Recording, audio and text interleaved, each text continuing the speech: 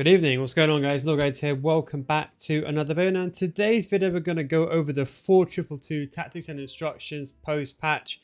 I know the game has changed, people are playing a lot more defensive, so the importance of 2 strikers and overloads is imperative. We're going to go through all of that today, and in case you're wondering, this is an attacking formation, so if you're sitting there saying, no, I want a defensive formation to park the bus, it's probably not going to be the video for you. This is for attacking football, for those that are going for the win, not just sitting back.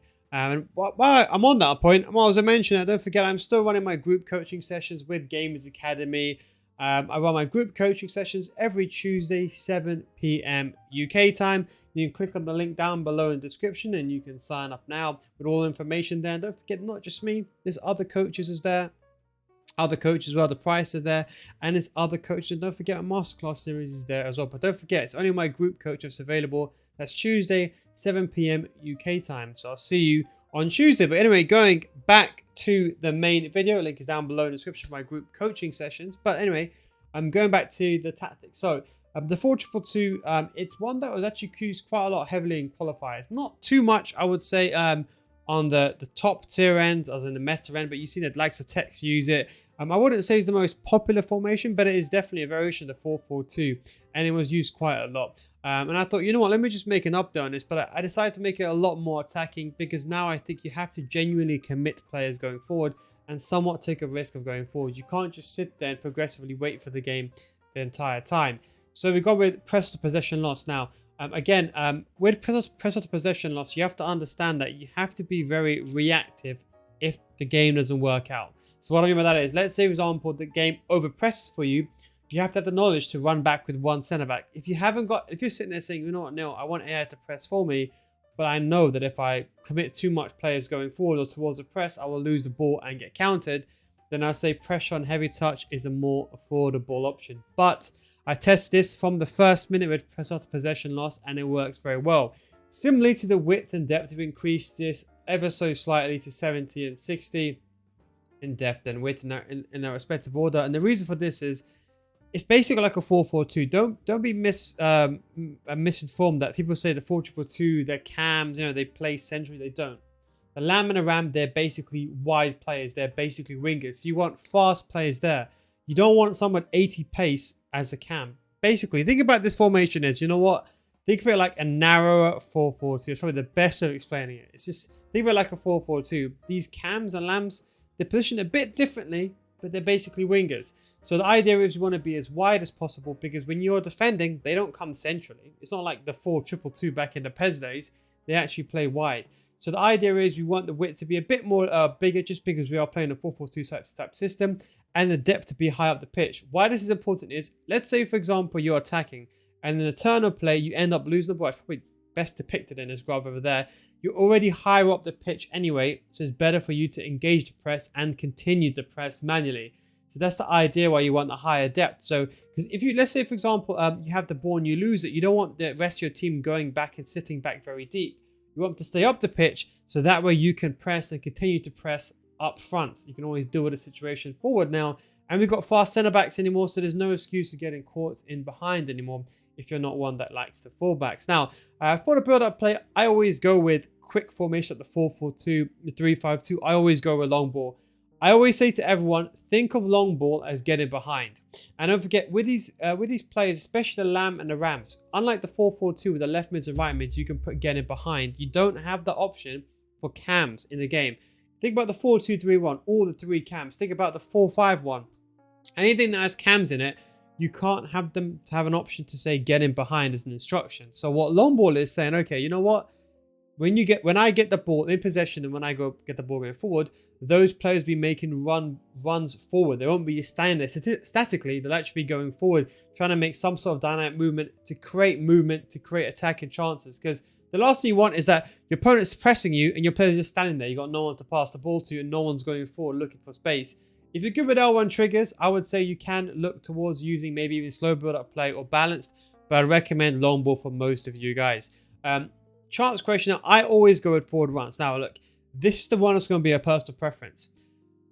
Direct passing, it's a bit more slower, but it's very good to be used when your opponent is parking the bus and you get to that park to the bus type system. Now realistically, those segments only realistically happen a lot more in the elite division, more occurringly than, for example, like the division 1s, the division 2s and 3s. Now, I know everyone's in the elite division, bear with me 1 second, because of the no relegation system, but I would still recommend forward runs.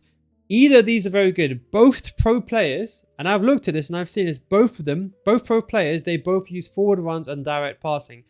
I personally believe forward runs is more attacking and a lot more players commit going forward, whereas direct passing, it's a bit more of a conservative option. Forward runs basically trying to say is when you get the ball, basically every single person, part of the players that are on stay back while attacking, are going to be making movements in behind, especially the final third. And the most important thing is we have the left back and right back on balance, and you'll see this in a second. So the forward runs is going to help with the left back and right back and the cams. I'll show you in a second. So that's the reason why we've gone with forward runs, but you can use direct passing. It's just as well. It's that I like to go quick. And let's say, for example, if I can't score the counter attack initially, then when I reset the play and I part the bus, the good with forward runs, they still make runs going forward, the left back and right back. You'll see that in a second.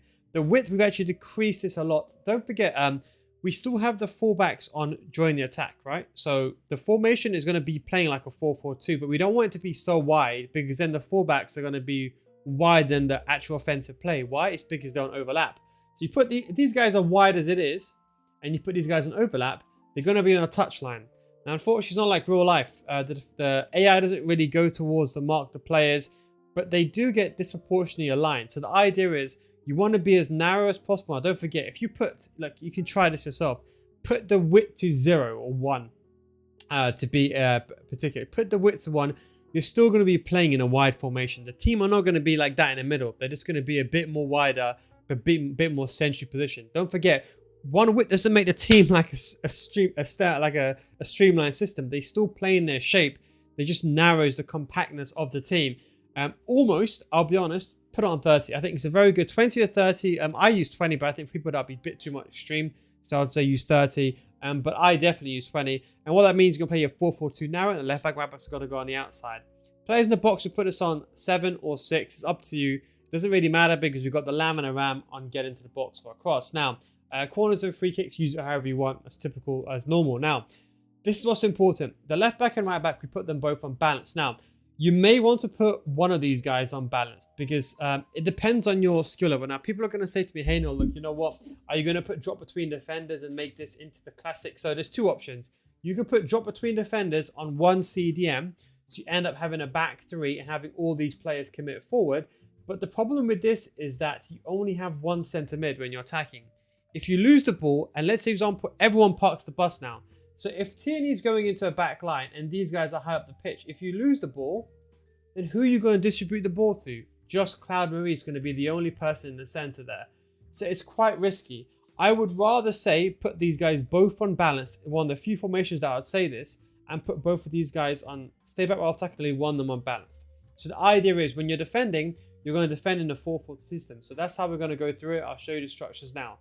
Both strikers, stay forward, get in behind, no stay central.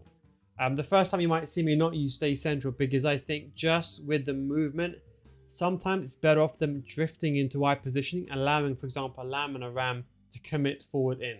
You'll see when you use the gameplay. But you want two marksman strikers, one kind of a bit rigid. I normally went Martial, or two liquid. Martial is kind of like a 50-50, kind of liquid-ish, but not Ben Yedder level. Then yeah, Ben Yedder. And that is who I have. Then I have the cams. Don't forget, these guys are wingers. Just whenever you see a 4-2-2, always think of these guys like wingers. That's the best way I can put it.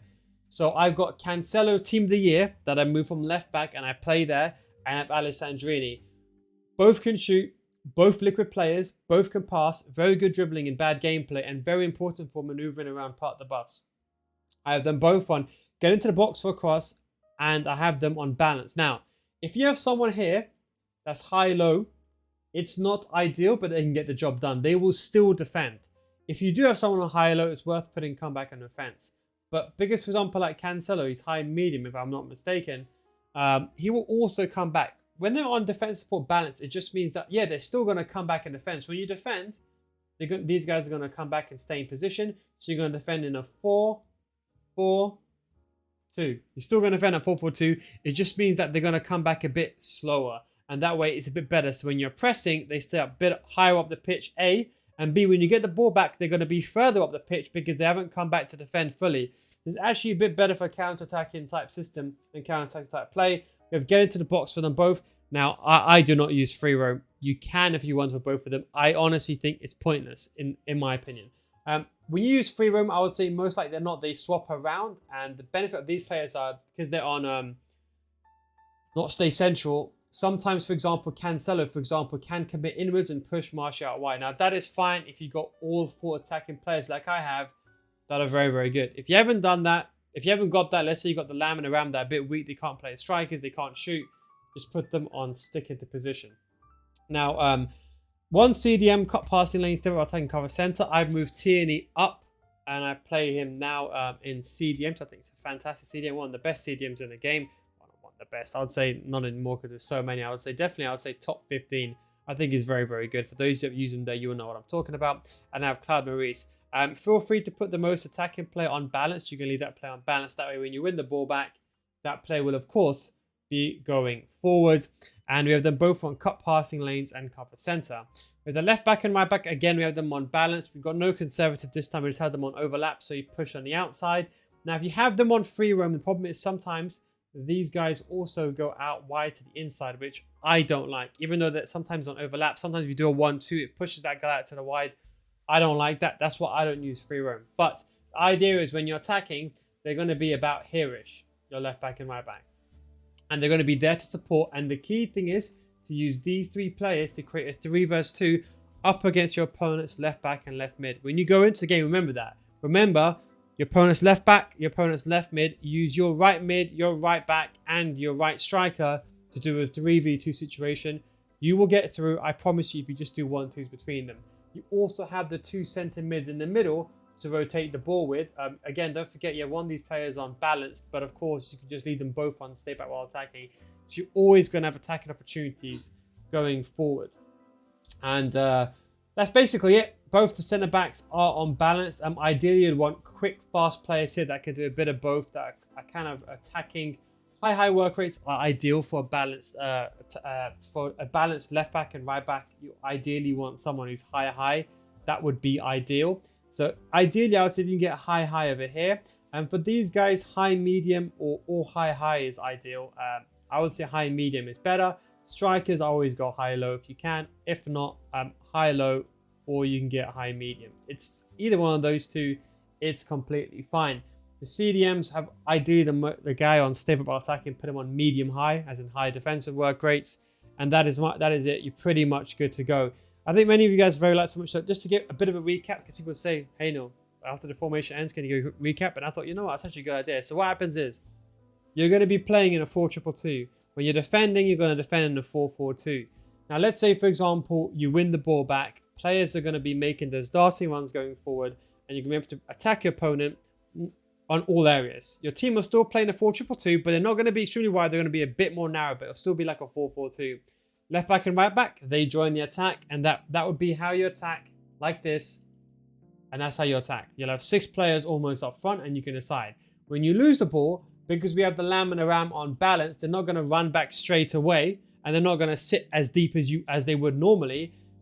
They're going to press. Why? Because you have press of possession loss. So as soon as we lose the ball, we're going to start pressing. Because we've got the high width and a high depth and the lack of the comeback and offense, they're going to stay a bit more forward and press the ball for 7 seconds. If they don't win the ball for 7 seconds, then they will turn back into a 4-4-2 shape. Otherwise, they'll maintain that I suppose you can say systematic press, because they all press together, and you can win the ball back, and then you can get the ball back. Now, the only thing that stays is the left back and right back. We haven't put them on conservative because we want them to still be sometimes aligned with the press. Because if you lose the ball high up the pitch, these guys are going to be here. Let's say you lose the ball over there. You still maybe want them to kind of run back a little bit, but you might want them to press the ball if the ball is there. So the idea is you defend the 4-2-2 if you're parking a bus. Let's say your opponent's got the ball for a long time. You win the ball back. Everyone goes forward. Left back and right back, they go forward. If you lose the ball, your left back and right back are there to press. So is the Lambs and your Rams, and you can press the ball. You win the ball back, you can counter attack and score. If you can't, then after 7 seconds, your left back and right back, they then return to the pitch. That's the best way I can describe it. Anyway, guys, hope you enjoyed this video. Thank you very much for watching. Take it easy, and of course, I'll catch you next time. Peace out.